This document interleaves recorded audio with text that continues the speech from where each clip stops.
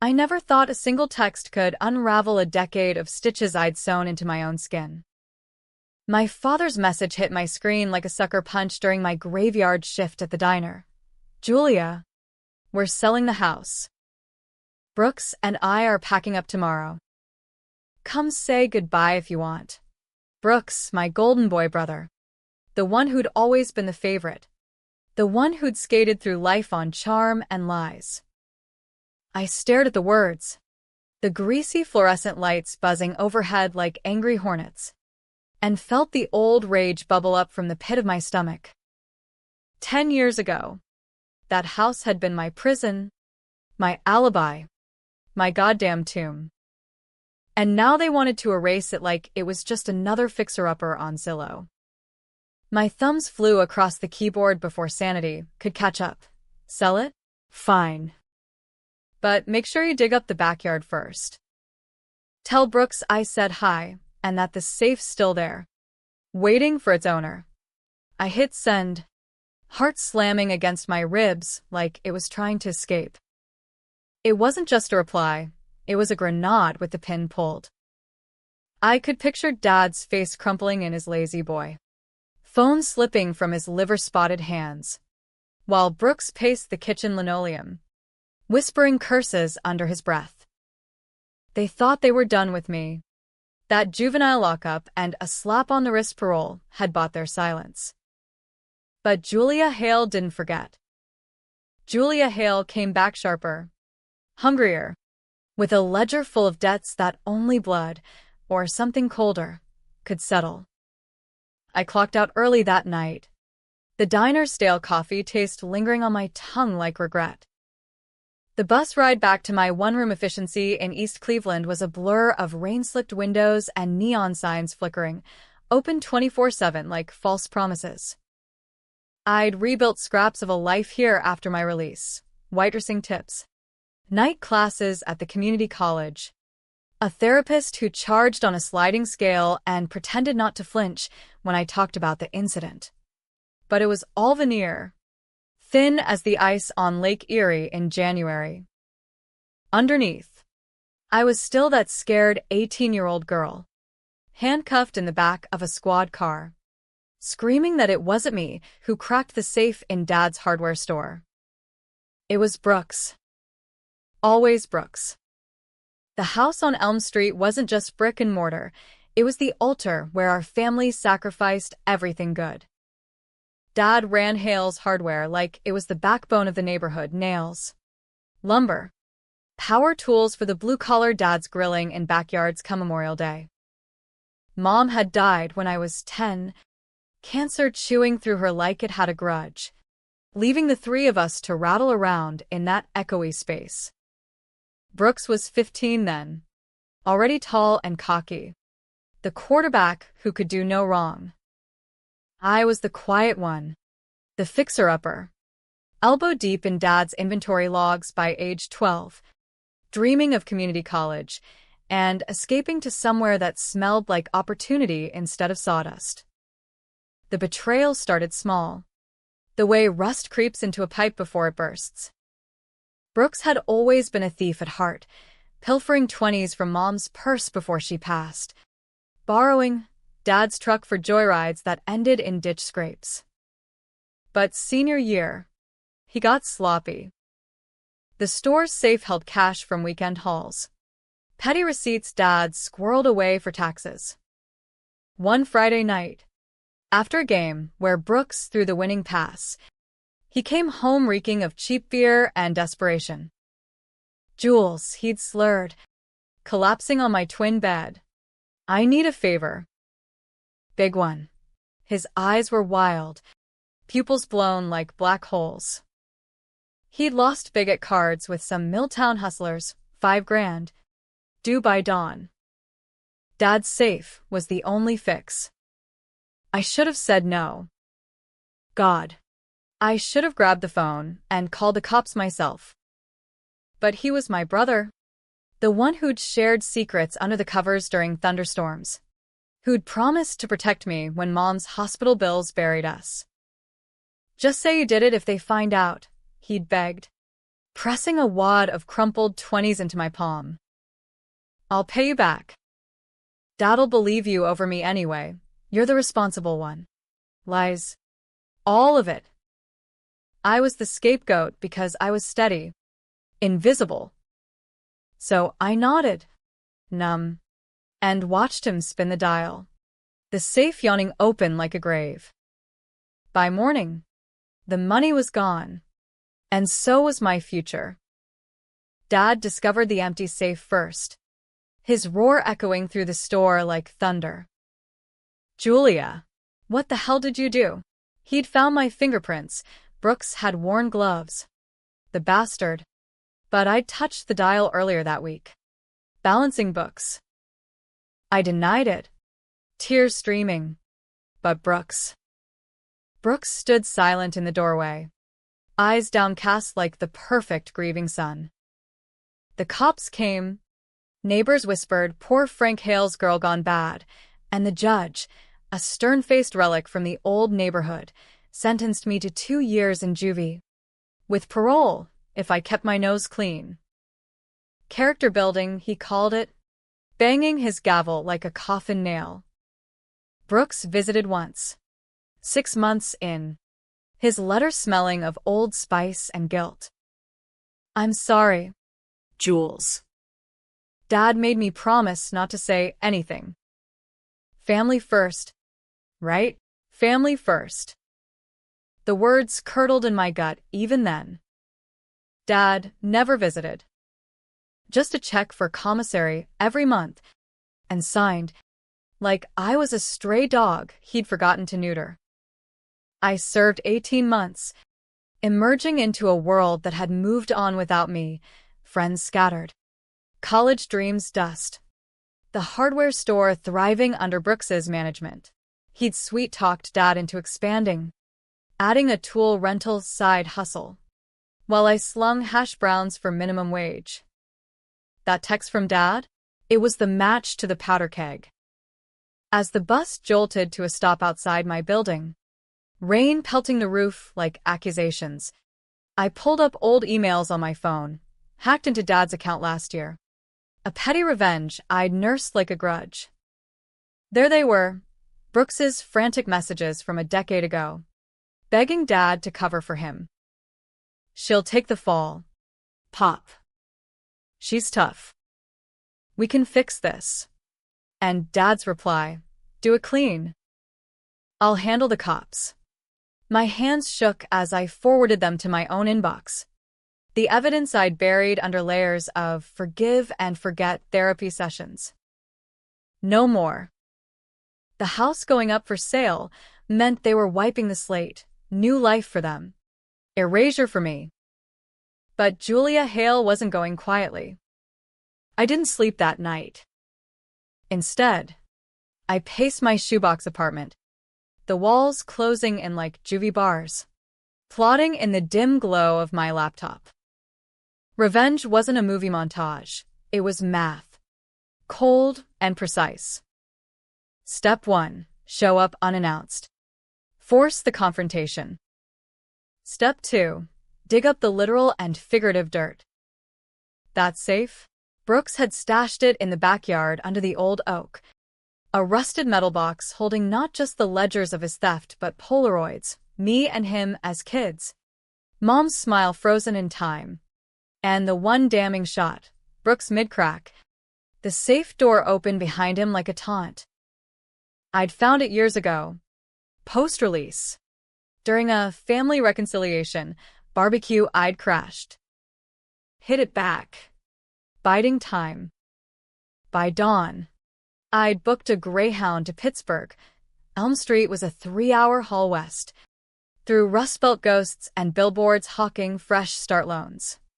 My backpack held essentials, a burner phone, printouts of those emails, a bottle of Dad's favorite bourbon as peace offering, and a pocket knife I'd sharpened on the diner's whetstone, not for blood, but for cutting ties. As the bus rumbled onto I-76, Cleveland's skyline shrinking in the rearview, I felt the first real thrill since lockup. Not fear. Power. They thought they knew betrayal? I'd show them what it tasted like when it circled back. Teeth bared. The outskirts of Pittsburgh hit like a time warp, strip malls with faded awnings, little league fields dotted with dandelions, the Monongahela River sluggish under steel bridges. Elm Street hadn't changed. If anything, it looked more defeated, the row houses sagging under winters of neglect. Number 47 loomed at the end of the block, its blue siding flaked like old skin, the for sale sign stabbing the lawn like a middle finger. Dad's truck was in the drive. A 98F 150 with the same dent from when Brooks plowed into a mailbox after his first DUI. I killed the Uber a block away, no dramatic entrance yet, and walked the rest, gravel crunching under my boots like bones. The doorbell chimed the same tinny melody, a relic from Mom's Avon phase. Footsteps thudded inside. And there was Dad, 68 and paunchy, his flannel shirt untucked over a gut earned from too many Iron City beers. His eyes widened behind bifocals, mouth opening on a half-formed Julia like he'd seen a ghost. "What the, kiddo? I didn't think you'd." He trailed off, stepping aside with that awkward shuffle of men who apologize with actions, not words. "Dad." I kept my voice even, stepping into the foyer that smelled of lemon pledge and regret. The walls were bare now. Family photos boxed up, me in pigtails, Brooks in his Letterman jacket, Mom ethereal in her Sunday dress. "Got your text. Figured I'd help pack." He rubbed his neck, eyes darting to the kitchen. "That's sweet of you." Brooks is in the back, sorting the garage. "We weren't expecting hell. We weren't sure you'd care." Care? The word landed like a slap.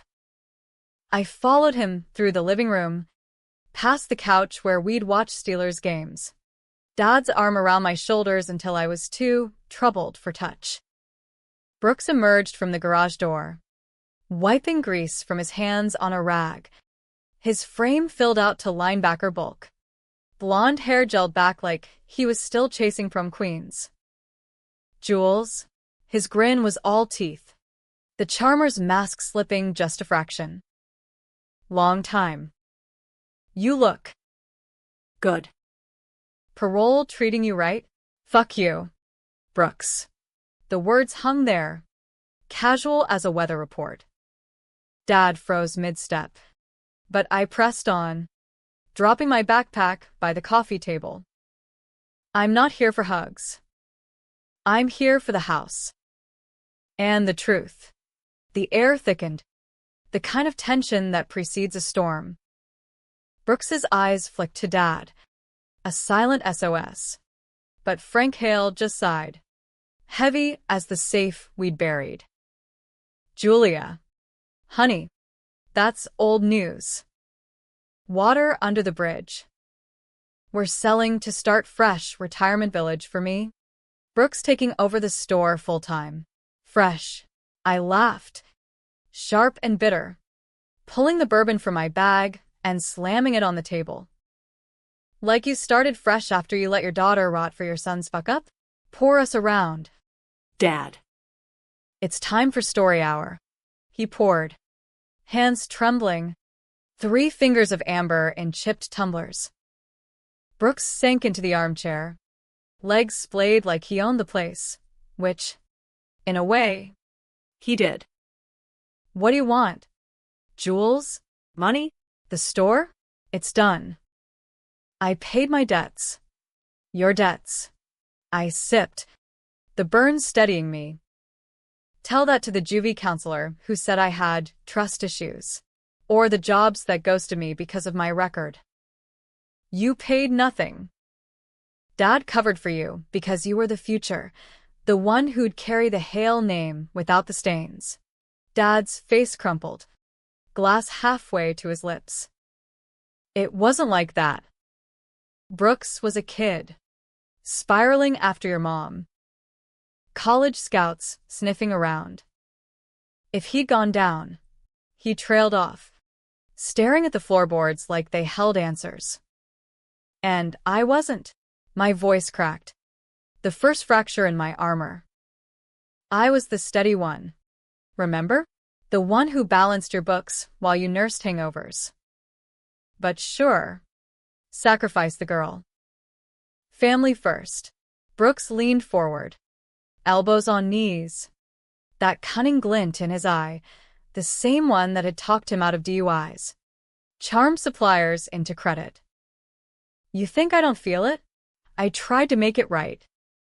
That check Dad sent was hush money. I cut him off, pulling the email printouts from my bag, fanning them like a poker hand. I have it all. Your bags, Dad's blessings, and the safe. I know where it is. Dig it up, Brooks. or I walk out back and do it myself. Then call the real estate agent.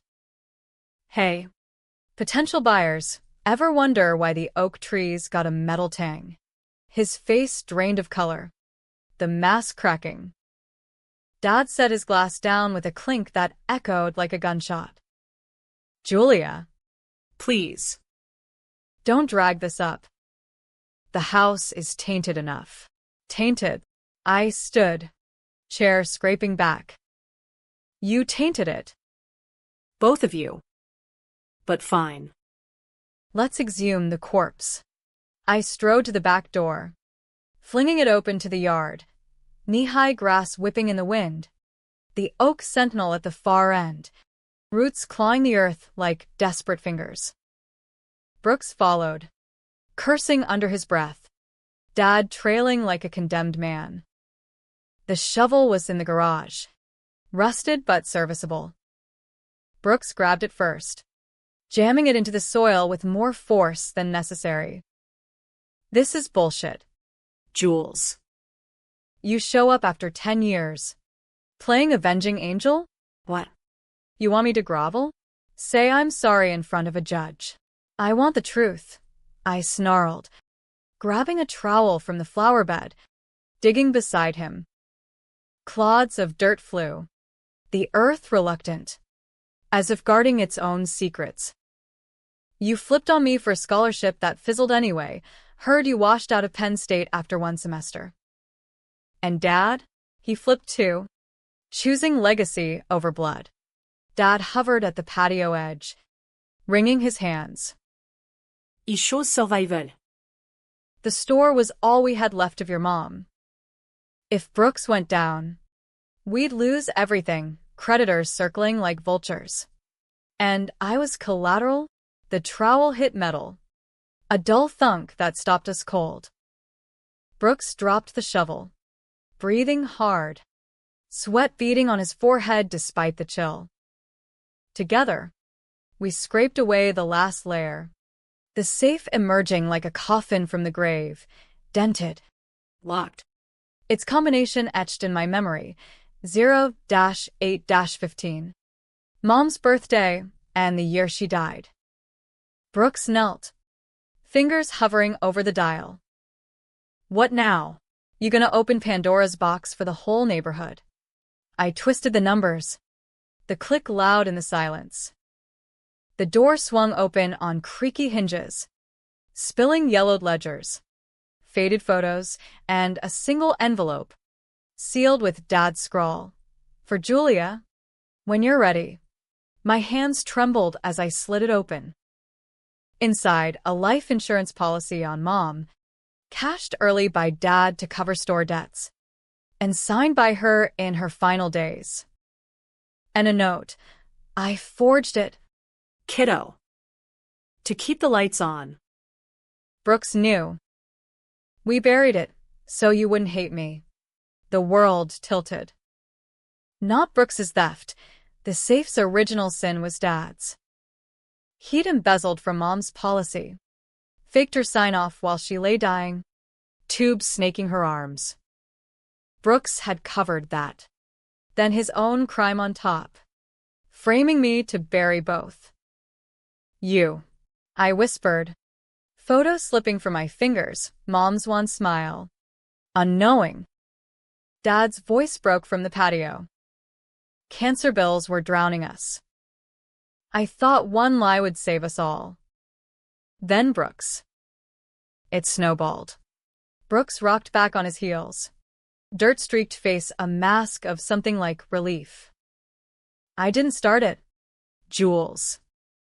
But I finished it. For him. For us. Us. The word poisoned the air. I clutched the policy, the knife in my pocket suddenly heavy. Revenge wasn't a straight line. It looped, twisted, until you couldn't tell hunter from hunted. You both deserve the fall, I said, voice steel. But as rain began to spit from the gray sky, washing the dirt from our hands, I saw the fracture lines in them. Dad's stooped shoulders, Brooks's haunted eyes. Monsters? Or men broken by the same machine that chewed me up? I pocketed the envelope, slamming the safe shut. Burn it. The safe. The ledgers. Torch the whole damn yard if you have to. But the house sells clean. And you too? You live with this. Every mortgage payment, every hardware sale, it's my ghost in the margins. They nodded, silent, as thunder rumbled distant. I walked away then, backpack slung over my shoulder, the Uber's headlights cutting the downpour like judgment. The bus back to Cleveland was quiet, the policy burning a hole in my pocket. I'd expose them, anonymous tip to the DA. IRS sniffing around forged signatures. Or maybe I'd cash in the remnants. Start my own store in some forgotten town. Let karma grind slow. But as the skyline loomed, I wondered, was revenge the hook that pulled me under? Or the line that finally reeled me free? The debate raged in my chest. Unresolved. As endless as an American autumn. The Greyhound's brakes squealed into Cleveland Station like a warning I ignored. The policy envelope crinkling in my fist as I stepped onto the cracked pavement. Night had fallen full. Street lamps pooling sodium light on gum-stuck sidewalks. The air thick with exhaust and fried onion from a nearby halal cart. My efficiency waited 3 blocks north. A third-floor walk-up in a brick tenement that smelled of cabbage and despair. But tonight it felt like a bunker. I needed walls. Locks. Time to dissect this fresh wound before it festered. Inside. I flicked on the single bulb, its chain rattling like maracas in a mariachi's nightmare. The place was Spartan, twin bed with a sagging mattress. Formica kitchenette scarred from God knows what tenants. A desk piled with community college texts on accounting and criminal psych. Ironic. That last one, I'd aced the midterm on betrayal trauma, scribbling notes on how victims internalize the blade. Now here I was, blade in hand, wondering if I'd turn it on myself. I spread the contents on the desk, the policy, brittle as onion skin, dated 3 months before Mom's death. Frank Hale, beneficiary. Signature looping elegant over Elizabeth Hale's shaky scrawl, forged. Per his confession. In the hospital waiting room, while machines beeped her last breaths. The payout, $50,000, funneled straight into Hale's hardware to stave off bankruptcy after her treatments, maxed the insurance. Brooks's ledgers chronicled the rest, his card debt siphoned from the replenished safe. My frame-up as the cherry on top. Photos fluttered free. Me at 16. Braces glinting in a prom dress I never wore.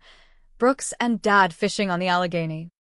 Lines taut with perch and pretense, Mom. Posthumobite.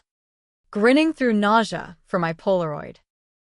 I poured a shot from a half-empty Jack Daniels, stashed for nights like this, and sank into the desk chair, the vinyl creaking under me. The revenge I'd plotted on that bus? It dissolved like sugar in rain. Expose them. And what? Dad. Pushing 70. Arthritic hands that once built birdhouses for neighbors. Hauled before a judge for fraud? Brooks. Married now to some PTA mom in Cranberry Township. 2 kids with his blue eyes. His empire of power drills crumbling under felony weight? The neighborhood whispers would return. Amplified. Hail family. Rotten to the core. And me? The snitch daughter. The parolee who couldn't let go. Villain or victor? The scales tipped whichever way the wind blew. My burner buzzed, Dad. The number I'd blocked years ago now unblocked in a fit of masochism. Julia. We talked. Brooks dug a fire pit. Burned it all. Ashes in the river by morning. Come back. Please. Voicemail crackled with his wheeze. A smoker's hack from 40 years of Camels. I deleted it, but not before the hook sank deeper. Come back? To what? Absolution over pot roast. A check to make it right? Or was this his flip? The cunning patriarch playing the remorse card to keep his secret sunk? Sleep evaded me. The ceiling fan whirring accusations. By 4 a.m., I was online, deep in county records, cross-referencing property deeds and liens. The house on Elm was listed that afternoon, $189,000. Charming starter home. Needs TLC. Photos showed the yard freshly seeded. Oak stump ground to nubs. No trace of our exhumation. Brooks's efficiency. The bastard probably called in a favor from his landscaper buddy at the store. But dig deeper. And crack showed. A second mortgage from '09. Right after my release. To cover expansions. Expansion my ass. I'd bet my tips it padded Brooks's gambling relapse. The one that cost him his first fiancée. Dawn bled gray through the blinds. And I showered cold, the water needling my skin like tiny indictments. Work called, double shift to cover for Tina's kids' recital, but my mind was a turnstile, flipping between mercy and malice. At the diner, Allie's Grill, the breakfast rush was a siege, truckers hollering for over-easy, soccer moms nursing lattes while scrolling Zillow on their phones. I sloshed coffee, plated pancakes with mechanical smiles, but inside, the policy burned hotter than the grill. Mid-morning lull. My personal cell, separate from the burner, pinged. Unknown number, saw the listing. Thinking of buying. Heard stories about the Hale girl. True. Attached, a grainy scan of my juvie mugshot. Eyes hollow. Hair a rat's nest. Ice water in my veins. Who the hell? I ducked into the walk-in cooler. The door thudding shut behind me. Shelves of milk crates blurring as panic clawed up. Brooks? No. Too sloppy for him. Dad? He wouldn't. But someone sniffing. Maybe a realtor's gossip mill churning old dirt to tank the sale. Wrong number, I texted back. Fingers numb. Then blocked it. But the seed was planted. Exposure wasn't just my choice anymore. If word leaked, if a buyer's market soured on cursed properties, Dad and Brooks would circle back, begging for my silence. Leverage. The word tasted like brass. Shift ended at 3. Tips fat from a bus tour of leaf peepers. But I bypassed the bank, heading instead to the public library's law section. Cleveland's Central Branch was a Beaux-Arts behemoth. Marble stairs echoing my boots as I claimed a corral overlooking the rotunda. Statute of limitations on fraud? Forgery in Pennsylvania, 5 years for most. But lapsed a decade ago. Embezzlement from insurance? Civil suit possible. But criminal? Time barred. My revenge window was shrinking faster than Dad's prostate. A librarian with cat-eye glasses and a name tag, reading, Marge, hovered as I scribbled notes. Researching family law. Dear? Messy divorces or hell. I forced a laugh, mumbling about a paper, but her pity eyes lingered. American as apple pie, nosy neighbors, small-town scandals bleeding into suburbs. Back home, Elm Street would be abuzz by now. Julia Hale blew into town like a nor'easter, stirring ghosts. Evening fell sticky, humidity clinging like guilt. I microwaved ramen, chased it with more Jack, and fired up the laptop for recon. Brooks's Facebook, public profile. All humble brags, family picnics at Kennywood. Him in a world's okayest dad, apron flipping burgers. Wife, Kendra, real estate agent. Irony thick as her highlights. Kids, Tyler, 7. Gaptud Green, Mia. 4. Clutching a stuffed Steelers jersey. Dad's page, sparse.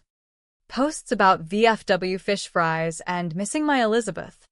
A recent album, Farewell to Elm, shots of boxed heirlooms. The safe's ashes metaphorically scattered. Then, a private message notification. Wait. How? I'd friend no one. From concerned neighbor. Julia. It's Mrs. Kowalski from across the street. Saw you yesterday.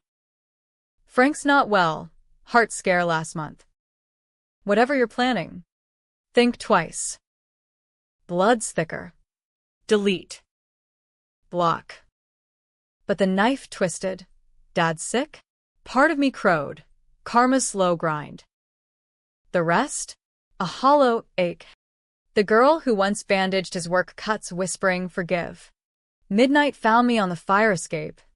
City hum below, sirens wailing distant. A couple arguing in the alley over rent. The burner rang again. Brooks this time. Voice low. Urgent. Jules. Stop. We burned it. Okay? Policy. Ledger's gone. But Kendra's asking questions. Buyers backing out after some whisper about family drama. Fix this, or Dad's stroke fund dries up. Fix. I hissed into the phone, wind whipping my hair. You fixed me into a felon. Live with it. He paused. That flipper's hesitation. It wasn't just us. Remember Uncle Ray? Mom's brother?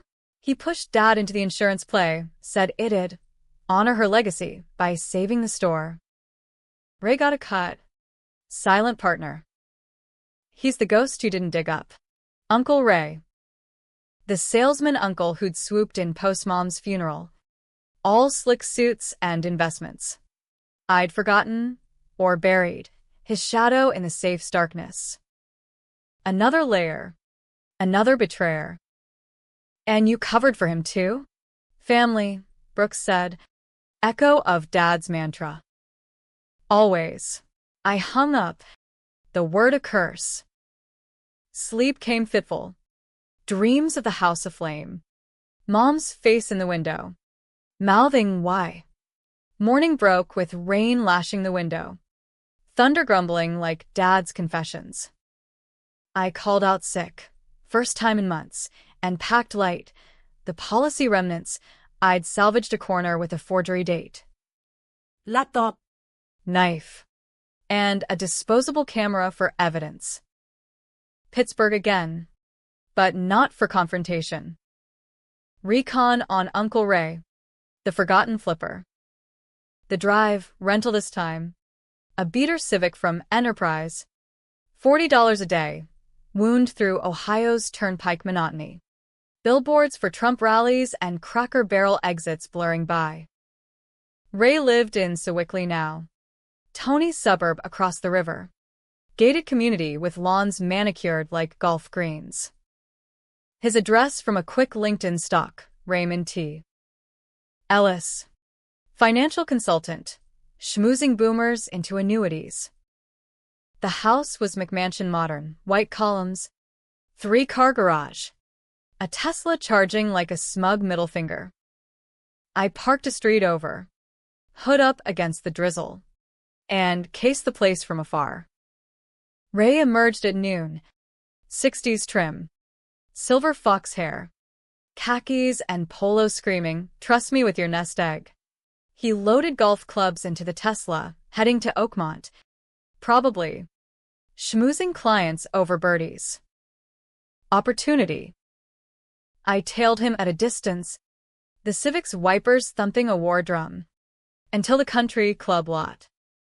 Slipping past the valet in my diner hoodie, I blended into the pro shop crowd, affluent retirees browsing titlists.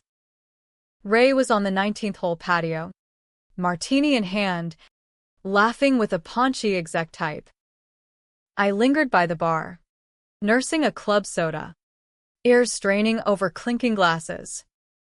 "Da Frank's place?" "Yeah." Listing soft.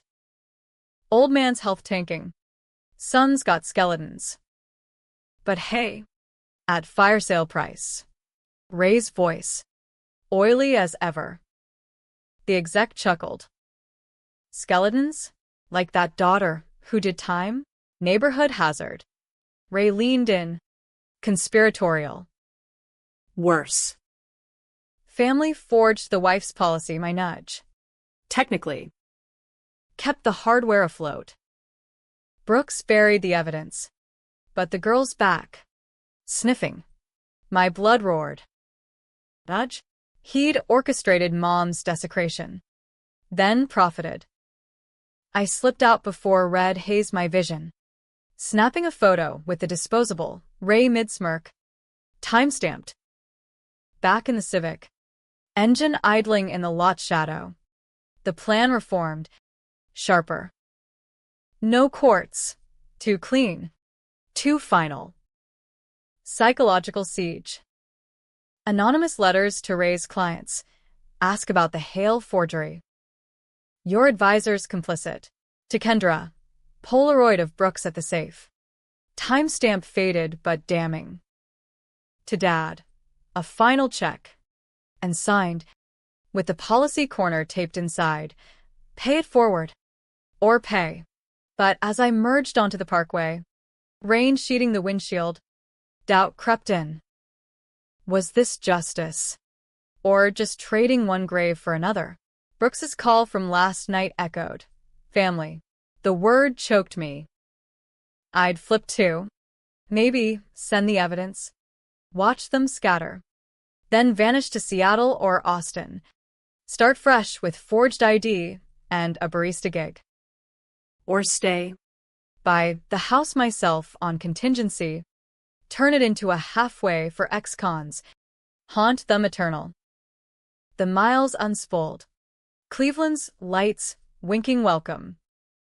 At a rest stop, I penned the first letter on motel stationery. Ray's name in block caps. You nudged a dying woman into the ground. Time to nudge back. Mailed from a drop box in Akron. Untraceable. Revenge wasn't fire, it was slow rust. Eating beams until the roof caved. And I was the termite queen, burrowing deep. The letters went out like ripples in a pond, 5 in total. Posted from disparate mailboxes across Northeast Ohio. Each a pebble of poison. To Ray, the policy corner. A printout of his LinkedIn schmoozing ethical investments and a note. Nudge this into your next client meeting. To Kendra, the safe Polaroid. Brooks's face blurred but unmistakable. Captioned legacy building? To the realtor handling Elm Street, a juvie clipping of mine. Annotated full disclosure. Hale's secrets run deeper than foundation cracks. Dad got a blank envelope with Mom's hospital bracelet, swiped from the attic yesterday. A relic I'd pocketed amid the chaos, tucked inside a card. Thicker than blood? Prove it. Brooks, nothing direct. Let him stew in the fallout. The flipper watching his house of cards lean. Back in Cleveland, the diner grind resumed, but now with undercurrent, every ping of my phone a potential detonation. First response came Tuesday, mid-shift, as I balanced a tray of Reubens for the corner booth's Lions Club relics. Kendra's number, pulled from Brooks's public profile. Julia Hale? This is insane. Explain the picture, or I go to the cops. I stepped into the alley, dumpster reek mixing with diesel from the idling delivery truck. Cops? For a snapshot of your hubby robbing Dad blind? Ask him about the safe. Kendra. Or the insurance play Uncle Ray nudged. You're sleeping next to a serial liar. Silence stretched. Then a hiss. You're poison. Julia. Brooks said you were unstable. Parole psych eval flagged it. Stay away from my family. Click. Unstable. The word ignited the old fuse. I smashed the phone against the brick. Burner. Disposable, shards skittering into puddles. Inside. I comped the Lion's coffee. Hands steady as steel. But the mirror in the restroom showed cracks. Eyes bloodshot. Jaw clenched like a trap. Ray's blowback hit that evening. A voicemail from a blocked caller. Little Julia. Playing detective? That bracelet stunt low. Even for you. Frank's in the ER. Arrhythmia from stress. Call off your dogs. Or I unleash mine. Ever wonder why your juvie stayed juvenile? A word from me to the judge's clerk. The line went dead. But the threat lingered. Oily as his voice. He'd greased palms back then. No doubt, small-town strings pulled for the family black, sheep-turned sacrificial lamb. I drove to the lakefront that night. Edgewater Park deserted under sodium glow. Waves slapping the breakwater like accusations. The policy's remnants fluttered in the wind as I paced the pier. Cleveland's skyline a jagged teeth against the moon. Flip or drown. Ray's pull meant my revenge could boomerang, parole revoked. Back to bars for harassment. But quitting? That handed them the win. The house sold. Secrets sunk. Me the footnote in their fresh start. A figure approached from the parking lot. Hood up. Guide familiar. Jules. Brooks. Emerging from shadows. Raincoat slick. Tracked your phone, Kendra's pissed. Dad's hooked to monitors. What the hell are you doing? I backed against the railing, hand slipping to the knife in my jeans. What am I? You're the one who buried me alive for a poker debt. Now play victim. He stopped 10 feet off. Hands raised like surrender. I was 18, dumb as a post. Dad confessed the insurance thing years ago. Ray's idea. Yeah. But Pop signed off. I covered because... Shit. Because losing the store meant losing him. After Mom, it was all we had. All we had. I spat the words. I lost everything, friends. Future. You. Visited once. Remember? Slipped a note. I'll fix it. Then nothing. Flip after flip. Brooks. Now Kendra knows. Ray's scrambling good. Let it burn. His face twisted. Not cunning now. But raw, rain mixing with something wetter on his cheeks. It is burning. Buyers pulled out. Realtors suing for slander. Dad's doc says another spike. He's gone. And me? Kendra's packing. Kids asking why Aunt Julia hates us. You win. Okay? But at what cost? Cost. The word hooked deep. I saw it then, the cycle. Hale men flipping burdens down the line. Women, Mom. Me, catching the weight. Ray's nudge started it. Dad's forgery fueled it. Brooks's theft capped it. My letters? Just the next shove. I didn't start this, I whispered. Knife hand loosening. But I can stop it. Brooks stepped closer. Tentative. How? Buy the house. We can co-sign. Make it a peace offering. Peace. The offer dangled, tempting as forbidden fruit. But trust? Shattered glass didn't glue clean. No. Sell it to strangers. Let the new owners wonder about the ghosts. But the store, transfer it to me. Full ownership. I'll run it clean. Higher excons. Turn the poison into purpose. He barked a laugh. Bitter.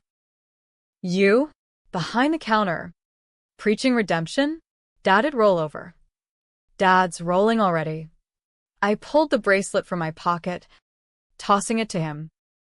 It arced silver in the lamplight, landing in his palm.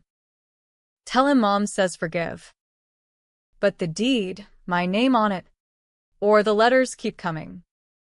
Raise clients next. He pocketed it, nodding slow. You're a Hale. All right. Ruthless. A pause. Then softer. Sorry. Jules.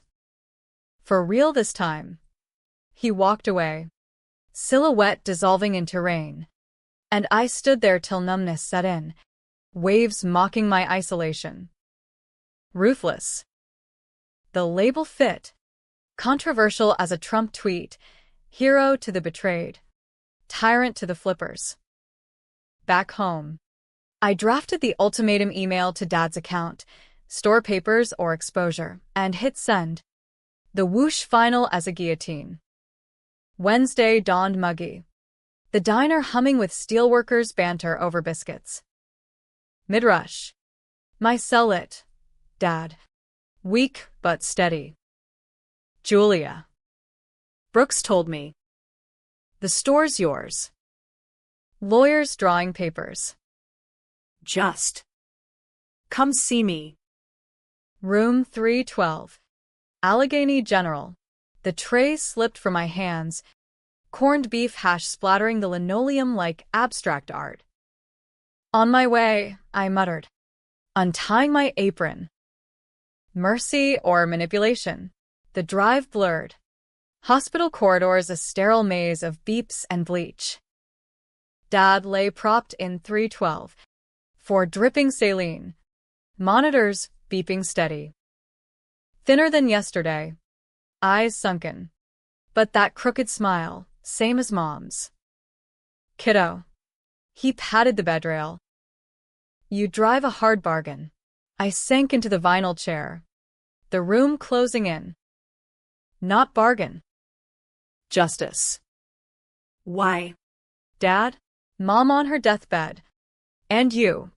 He coughed, waving off the nurse. Ray came with numbers, bills at $200,000. Store underwater. One signature. Frank. And Elizabeth's dream lives. I thought it was Mercy. Easing her load. Forged it in the parking garage. Tears blurring the ink. His hand found mine. Papery. Trembling. Then Brooks's mess. I saw myself in him. The screw-up. Framed you to protect the lie. Biggest regret of my life. Regret. It hung heavy. Debatable as original sin. You chose wrong. Every day. He squeezed. But you're here. That's the flip I didn't see coming. We sat silent. Machines underscoring the fragile peace. Outside. Pittsburgh stirred. Hospitals discharging the wounded. Stores opening for commerce. I left with promises. Visit tomorrow. Sign the papers Friday. But in the elevator, doubt gnawed. Was this climax, store as trophy, enough? Or did the twist lurk? Ray's counterpunch or Brooks's backslide? Thursday brought it. A package at the diner. Brown wrapped. No return. Inside, a manila folder. Labeled Hale Insurance Fraud, full dossier. Pages thick, bank statements, Witness affidavits from Ray's old secretary. Even a taped call of Dad confessing to a VFW buddy post my release. Sender's note. Typed. Your letter started it. Finish it. Or I do for the right price. $100,000 wired by Monday. Or DA gets the lot. Ray. The cunning bastard. Flipping my siege into extortion. He wasn't offending, he was profiting. Dossier compiled years ago as insurance against his own nudge. My hands shook as I stuffed it back. Heart pounding. Pay. And I'm complicit. Expose. And Dad's heart gives out. Brooks's family fractures. My parole shreds under conspiracy. The diner blurred. Orders forgotten. I bolted to the John. Splashing water. Staring at the cracked mirror. Sides? There were none clean me. Vengeful architect, Ray. Opportunistic puppeteer, Dad and Brooks. Flawed pawns. The revenge that split readers would split me. Torch it all? Or negotiate the devil's bargain. I texted Brooks. Ray's dossier. Now. Then Ray's number, traced from the package from my fresh burner. Monday's too soon. Meet me. Upmont. Dawn. Bring terms. His reply pinged instant. Smart girl. See you at the first tee. Dawn Friday. Oakmont's fairways dewy under mist. The club's silent save bird calls. Ray waited by the clubhouse. Thermos in hand. Face creased but composed. Julia.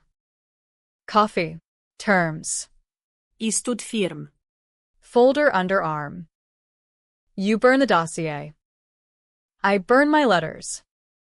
Store stays with me. House sells clean. Dad lives. He sipped. Eyes appraising. Ambitious. But that tape, irrefutable. DA loves family dramas. $100,000. And poof. Or I walk it to the feds myself. Your nudge? Conspiracy. Enjoy Attica. Uncle. We stared. Tension coiling like fog. Flip, his eyes gleamed. 50. And a board seat at the store, silent. Profit share. The offer landed controversial. Partner with a snake? But power. His networks could legit my ex-con hires. Expand Hales into something redemptive. 25. No seat. And a donation. $50K to cancer research. Mom's name on the plaque. He laughed. Genuine. Hale sitil. Deal. Handshake sealed it. Palms clammy as betrayal. By noon. Papers signed. Store deeded. Dossier ashes in a club ashtray. Dad stabilized. Discharge Sunday. Kendra thawed. Kids sending crayon saris. But as I drove back, folder dust on my dash. The debate raged. Victory. Or just another flip. The house sold Monday to a young couple. Oblivious. Starting their American dream on our ruins. Revenge ended not in blaze. But embers warm. Debatable. Alive. The ink on the store deed dried under fluorescent hum. Hale's hardware mine on paper, if not in soul. A Monday morning handover in the back office that smelled of oil and old receipts. Brooks signed first. Pen scratching reluctant, his jaw tight as he slid the stack my way. Don't screw it up. Jules. Dad poured his life here. And I poured mine. I countered. Signing with a flourish that echoed Mom's loops. Dad watched from his folding chair. Oxygen cannula hissing soft. Eyes misty behind glasses. Proud of you. Kiddo. Both of you. The words bridged nothing. Really just a bandage on a bullet wound, but it was something. Kendra waited in the showroom, wrangling the kids amid display racks of DeWalt drills. Her smile brittle as Ryobi plastic. Congrats, Julia. Fresh start. Fresh. The word mocked as I locked the office door, the keys heavy in my palm. Ray's donation check cleared that afternoon, $50K to UPMC Hillman Cancer Center. Plaque to read, Elizabeth Hale Memorial Fund, for families fighting forward. He'd slithered back to Sewickley. Dossier dust his only scar. But his board-free profit share nipped at my heels. Quarterly wires. Reminders that revenge bought allies. Not absolution. Elm Street's closing happened Tuesday. The young couple, Mark and Lena, teachers from Philly, handing over a cashier's check with handshakes and small talk about renovation dreams. Dad pocketed the proceeds, splitting it 3 ways: his retirement village deposit, Brooks's Fresh Start fund for Kendra's counseling, marital fissures ran deep, and mine, unspoken reparations for juvie tuition lost. The house transferred clean. No liens. No whispers. My realtor letter? Retracted with a misunderstanding email. The market none the wiser. Back in Cleveland that night, the diner shift felt alien, Allie's grease a world away from inventory ledgers. I quit on the spot. Apron tossed to Manny the cook with a find someone who dreams smaller. The Greyhound to Pittsburgh was my chariot now. Weekly runs to oversee the store transition, rehiring loyalists, auditing Brooks's expansions for Ghosts of Graft, posting ads for second chance hires on parole boards and Craigslist. First applicant, Darnell, 22.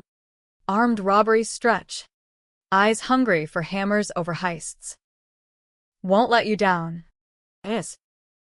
Hale, he vowed. Grip firm on a level.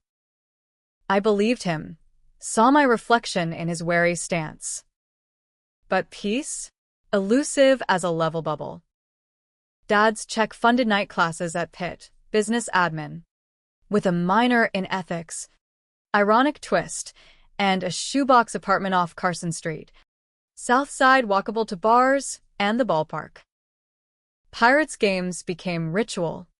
Cheap seats with Dad wheezing sunflower seeds, Brooks tagging along awkward, Kendra demurring with family time.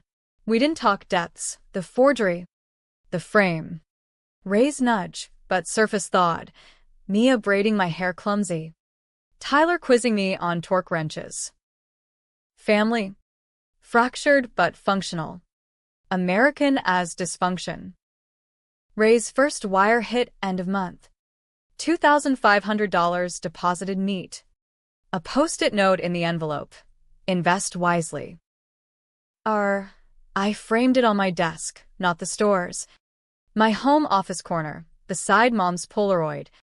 A talisman against forgetting. His flip lingered.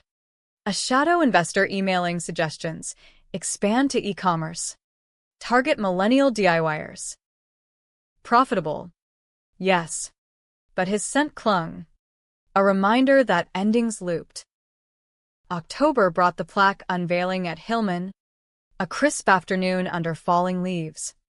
The lobby hushed with white coats and whispers. Dad spoke first, voice quavering. Elizabeth would have wanted this. Second chances. No strings. Brooks nodded beside Kendra, hand on her knee possessive. Ray lurked rear, suit crisp, eyes scanning for networking.